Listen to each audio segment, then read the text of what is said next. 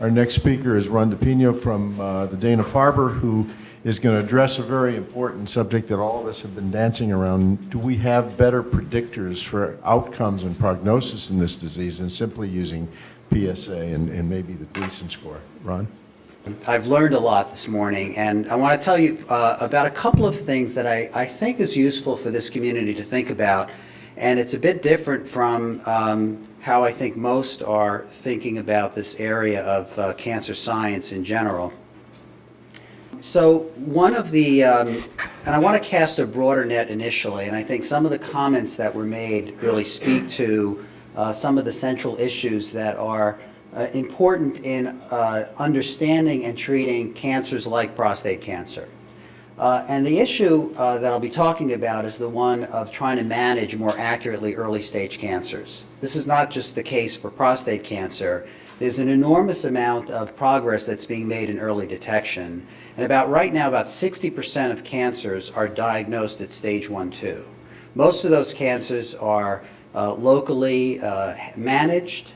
Very few are proactively managed. In fact, most of those cases are not enlisted into clinical trials because of the enormous number of relatively benign cases. For example, in melanoma, about 10 to 20% of stage 1-2 cancer, so-called thin melanomas, are simply surgically resected, but about 20% of those patients will eventually come back to die of the disease. They have Kaplan-Meier curves that are essentially indistinguishable from other more advanced staged cancers, and this is true for virtually all cancers. So it appears that certain cancers, early stage cancers, are hardwired up front for lethal metastatic disease. And so the thinking here is that we really need to go beyond simple morphological analyses, which are important and instructive, and really try to ascertain molecular markers that will allow us to appropriately stratify cases into more aggressive versus more benign treatment regimens. And I guess the poster trial for this is prostate cancer. So I'll be telling you about some of the work there. I think following on some of the comments that were just made by Eleni in terms of understanding the progression of cancer, I think the thinking in the field has been dominated by the thesis that there's this stepwise accumulation of genetic events that endows cancer cells with an increasing number of biological capabilities that eventually reaches some threshold that enables metastatic progression. So that is actually not consistent with the clinical data, nor is it consistent with the genomic data. It is true that cancers are relatively plastic with respect to their genomes and their biology, so if you apply selective pressure, you can certainly acquire new events that endow those cells with the ability to do an end around any clinical intervention. But what we're talking about here are primary tumors, and primary tumors have a lot of their genetics hardwired in as soon as they traverse the benign to malignant transition. Our thinking on this was driven by the work that we had done in the 90s in telomeres, and as a result of this work, which I won't describe, we now know that very early on in the life history of cancer cells that you have these events in which you have telomere erosion. Epithelial cancers are the most common cancers in adults. Part of that relates to the fact that with epithelial renewal, inflammatory states that have high ROS conditions, they erode telomeres quite significantly and send cells into this telomere-based crisis phase, which creates chromosomal breaks. Chromosomal breaks enable for translocation events of the sorts that are seen in prostate cancer, and they also provide opportunities for regional amplification and deletion of the genome.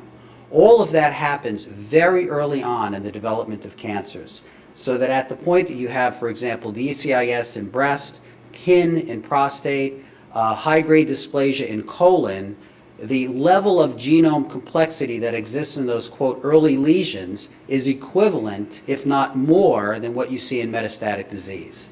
And so this enables these cells to acquire the large number of changes needed for malignant transformation. Telomerase actually plays a role in quelling that instability, making the cells more healthy so that they can progress more readily. And there's a lot of genetic data, a lot of genomic data that now substantiates this.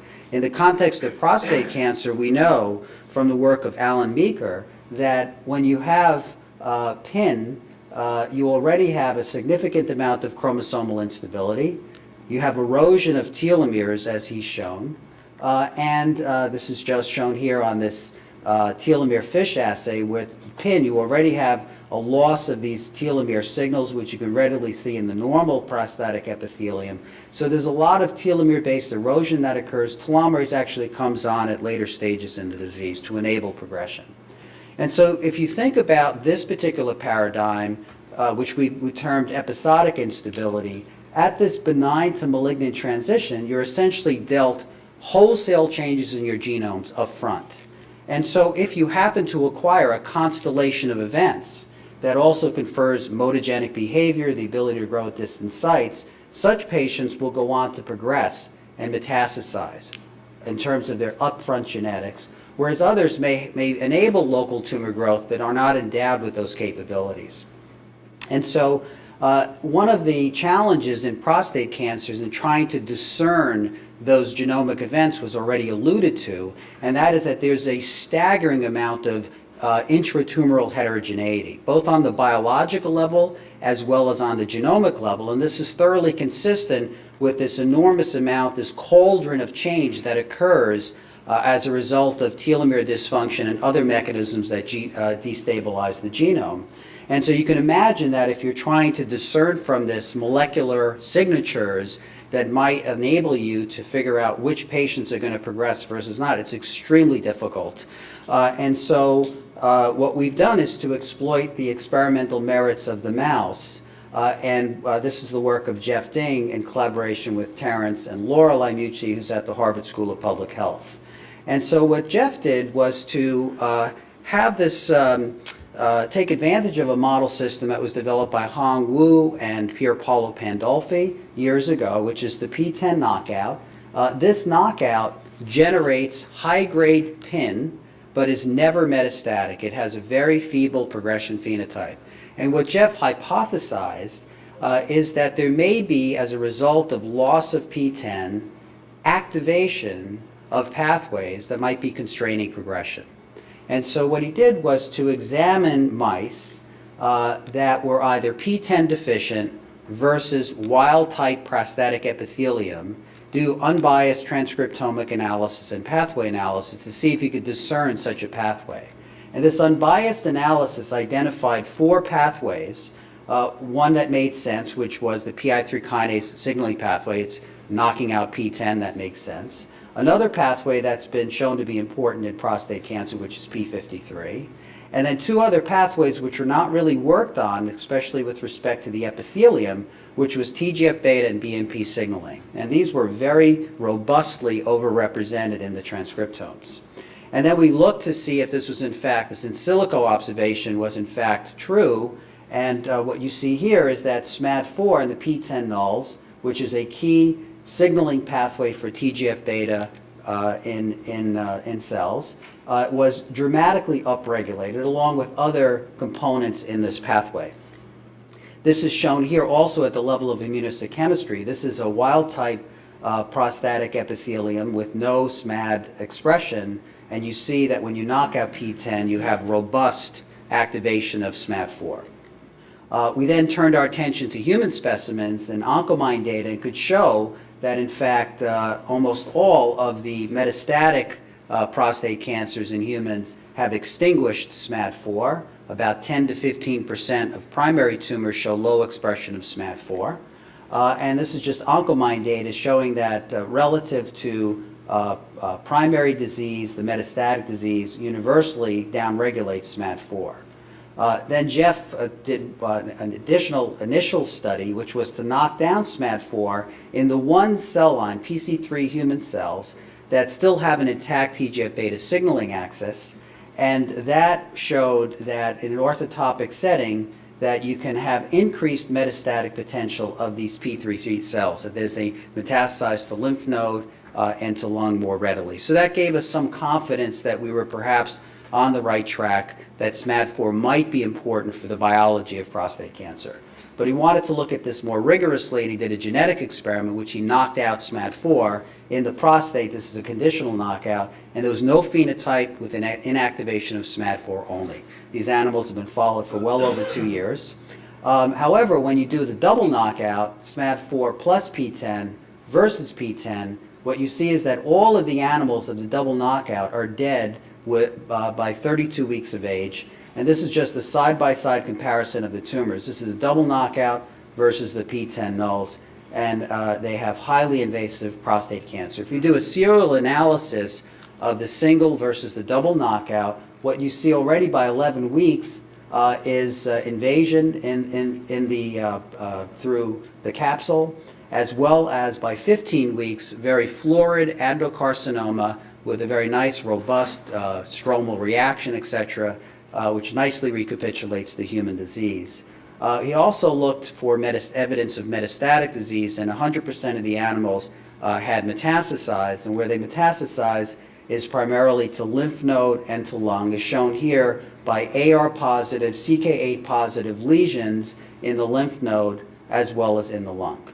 So we had generated a model that appeared to be quite active in progression, and then this then set the stage for us to look at more carefully what was it about SMAD4, what kind of biology was it regulating in the progression of prostate cancer. I'd already shown you that there was increased invasion. The other thing that we noticed is that there was more S-phase entry. There was a more robust proliferative activity in the context of these double knockouts. And we also showed that there was deactivation of a process that was originally identified by Pier Paolo Pandolfi of oncogene-induced senescence. That is when you acutely inactivate P10, the cells react by incurring a senescent response. And if you inactivate SMAD4, you see that this senescent response is significantly deactivated. So this then set the stage. We had a clean genetic system in which we can do an extreme case analysis. So we have animals that are 100% metastatic, the double knockouts versus 100% non-metastatic, take equivalently early stage tumors and ask what do the transcriptomes look like, and can we use that information to gain further visibility on what's going on in the human situation. And we did this unbiased analysis again. There were about 300 genes that were different between the double versus single knockout, and we then did an analysis of the functional categories of those genes, and the top two functional categories were cell movement, consistent with that invasion that I just shown you, as well as cell proliferation. And you might argue these are just normal cancer-relevant activities, but we did the exact same study with P10p53. That also gives a very aggressive local tumor, but it does not metastasize. And so looking at this, there was a much lower representation of cell movement, which was 17th on the list, and the the p-values are much, much lower on this scale than on the previous scale. So there was something very special about SMAD4 that was commandeering mutagenic behavior of the cells, proliferative activity of the cells, and we wanted to understand what was it that SMAD4 was regulating at the molecular level that would enable us to understand this more accurately and perhaps use that information to guide us on the human side. And so the model is that SMAD4 is a very important checkpoint for progression in prostate cancer, and the clinical relevance is now what I want to talk about. So one of the first things that we did was to use the Glinsky data set. The Glinsky data set has about 80 cases, around 7 or 8 metastatic cases. It's got biochemical recurrence only, but we wanted to first assess whether or not the double knockout transcriptome, these 300 genes, could dichotomize patients into more aggressive versus benign disease. And what you can see here is that the high-risk group that these two cases, these cohorts, could be stratified into high and low-risk groups as a result of this 300 gene set, and all of the metastatic cases were in the high-risk group. So that was encouraging.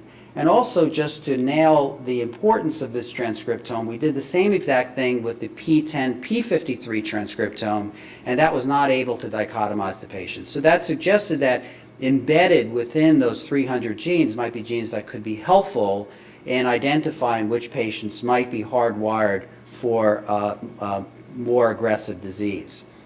So I'm not going to go through an enormous amount of data that Jeff did, but essentially what we did to go through those hundreds of genes was to use certain criteria that was actually informed by the biology I told you before. They were more proliferative, they were more invasive, so we wanted things that were reporters of those biological processes, because that's what the tumor biology was telling us.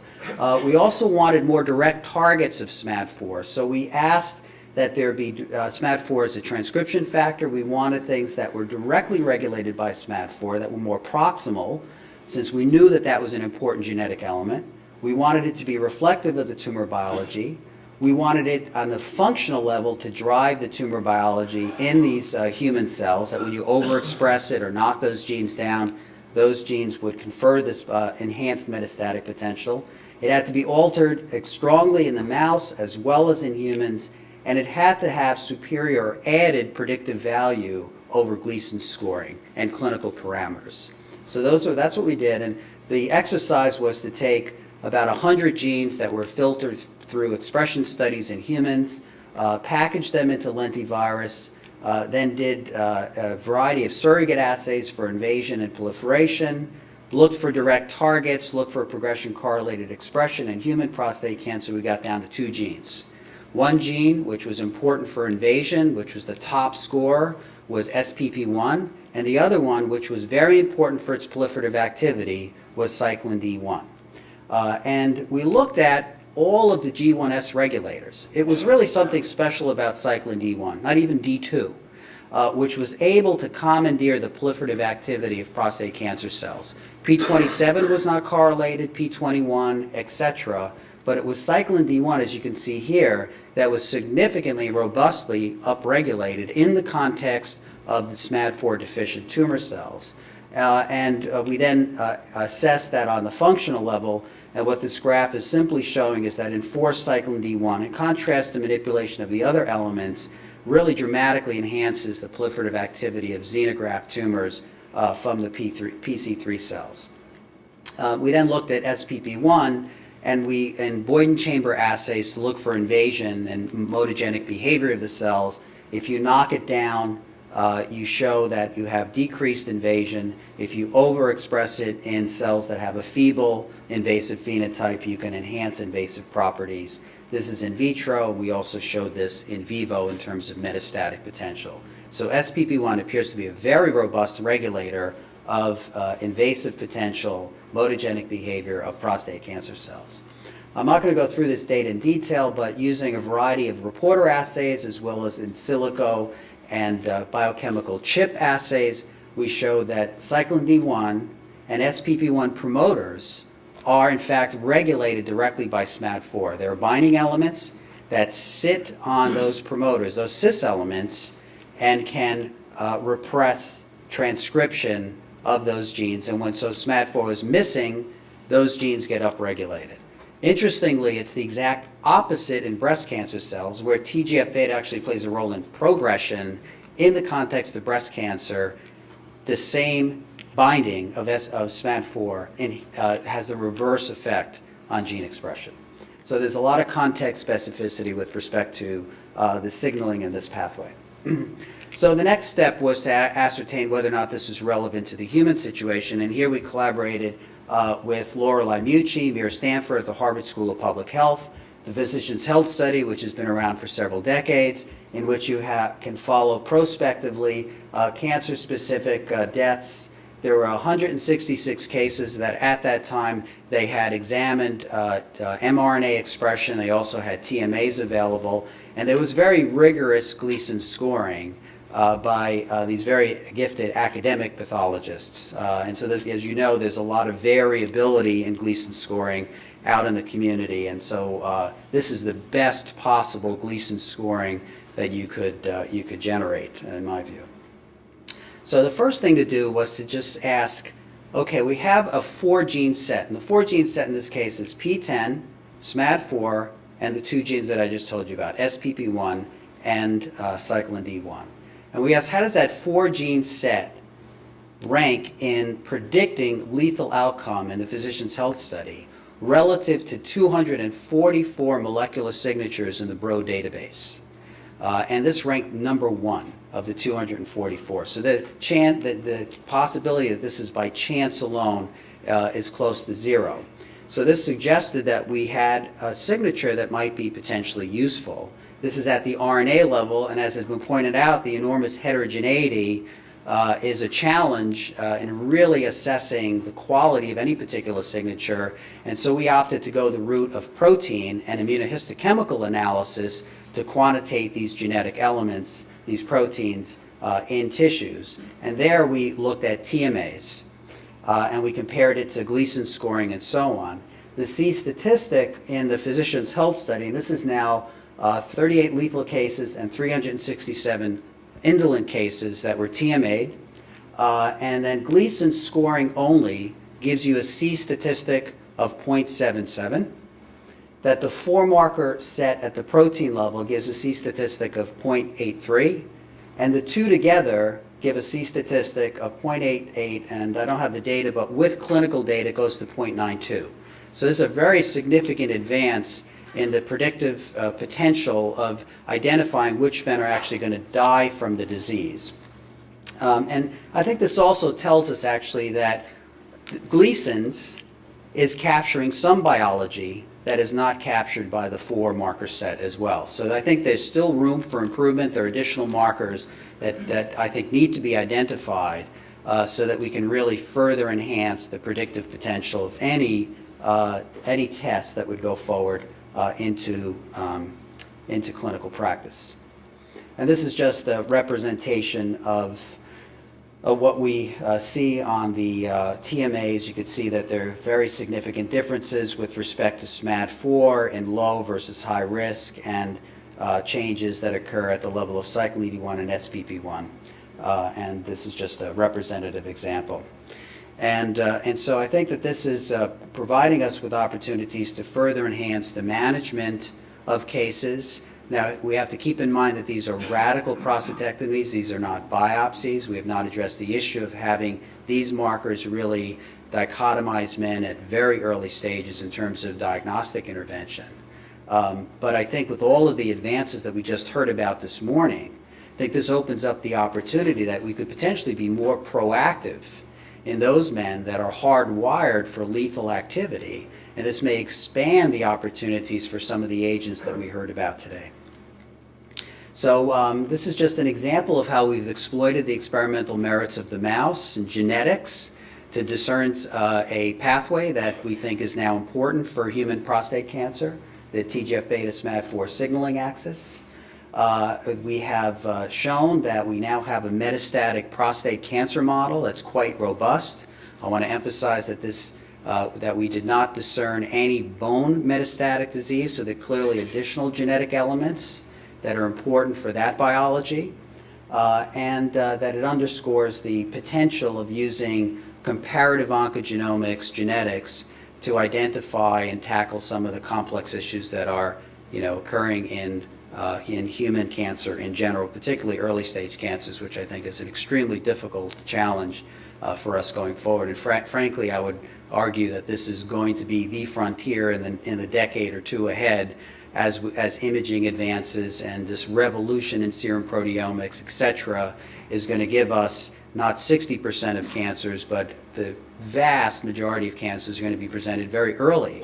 So the problems that we now have with prostate cancer because of PSA are going to be the same for virtually all cancers.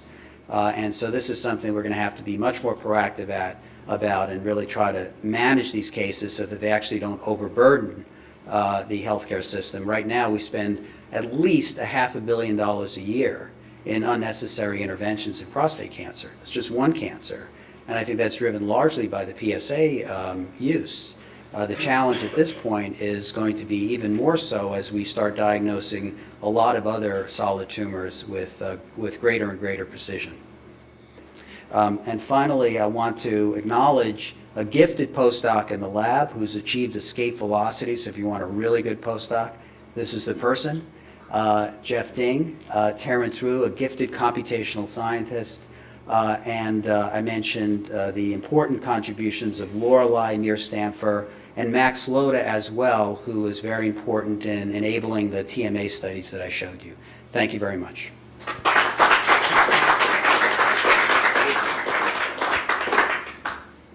Ron, that was Terrific, and it was a great compliment to all the clinical work, because we clearly need a better understanding of how to pick out the losers in this field of vast numbers of patients. I know that there must be questions. Marty. Yeah, that was terrific work.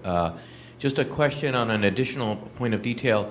Do you have an idea of the prevalence of the individual for SMAD, the P10 knockout? Of course, that's been studied before, but the SMAD loss and then the other two molecules loss, what the prevalence is in those early stage cases that were evaluated? Yeah, so that's a very good question. So at the level of advanced disease, virtually all of those cancers show lack of expression.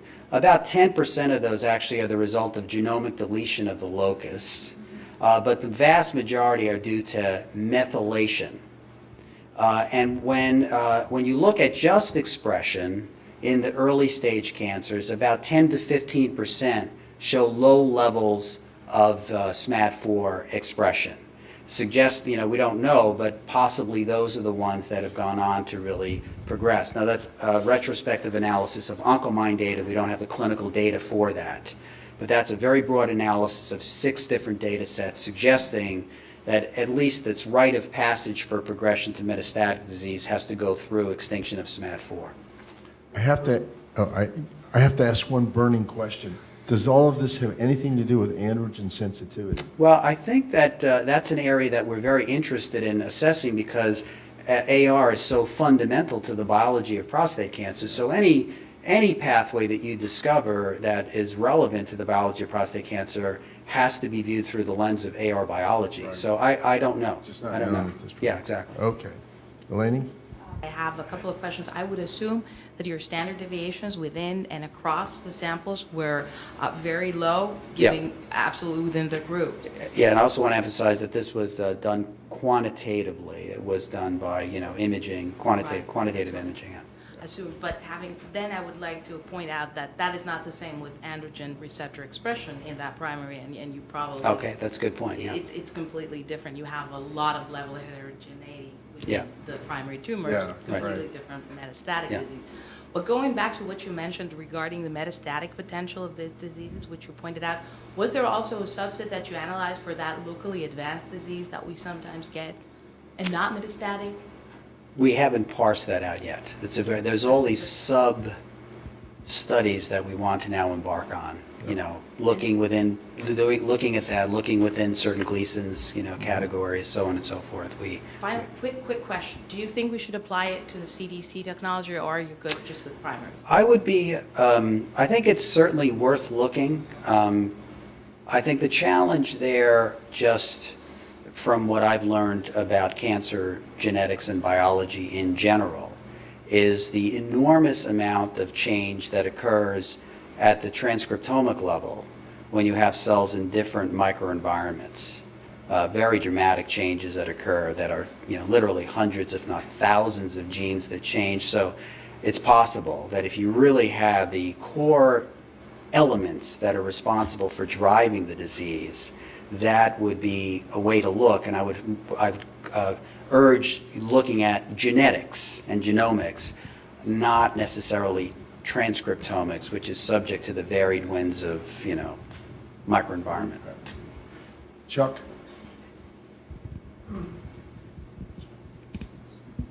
Chuck Drake, Johns Hopkins. That was wonderful, actually. I was wondering, given that 4-gene signature has such power, are you of the impression that these are independent events, or do you feel there might be an upstream process or driving? I think these are the drivers and proximal to the biology, and that's how we screen for it. That's the 2 slides that I went to very, very quickly. Given cancer's complexity, no one marker will ever tell you what, captures the full biology of any particular tumor. So clearly, based on the tremendous amount of genetic, the backdrop of all the change, etc., the reason why we need multiple markers to really have robust predictive potential for any biological process is the fact that there's an enormous amount of context specificity that influences any specific gene. And so, I would imagine going forward that at some point one would need, a constellation, a small constellation of drivers to really inform as accurately as possible the biology of any particular biological state, cancer or otherwise. I have to ask one other question, since I asked the androgen question. What about the immune system? TGF-beta and Very SMAD4 important, must yeah. be influencing immunogenicity. Well, of there's no this, question, obviously, very important in all sorts of processes that are relevant to immune regulation. We haven't looked at that, but I would be shocked if there wasn't a significant overlay in influencing the local immune responses in a way that's quite profound. And it's actually been shown that TGF-beta signaling plays a very important role in the stroma of prostate cancer. Some really excellent work from Vanderbilt in years past has shown that you can dramatically affect prostate cancer biology by manipulating genetically the TGF-beta axis in the stromal compartment. So that's just the stroma. The question is, what's going on in the immune system, and I would be shocked if there wasn't some influence. Okay. One final question, Oliver? Real quick, Oliver, sort of two lanes. So you've alluded to the genetic heterogeneity, and Roel Chennai and others have shown the TMPRSS2 and SPINK1 and other such potentially chromosomal drivers. And have you looked in any way to integrate your signature with those genomic alterations? It seems like it's a marriage made in heaven to me. We are doing that. We don't, I think, still at this point know truly whether or not the ETS translocations are more important for initiation versus the progressive potential of the cells. So I think that's one important aspect. But certainly any major genetic element that drives the biology of prostate cancer has to be integrated into this. There is some nice work that's been done across the pond in looking at whether or not ETS translocations and PTEN status might enable predictive potential and so on. And there's some preliminary data that suggests that looking at those genetic elements does inform the aggressiveness of the disease, but not examined at the level of lethality. Thank you very much, Ron.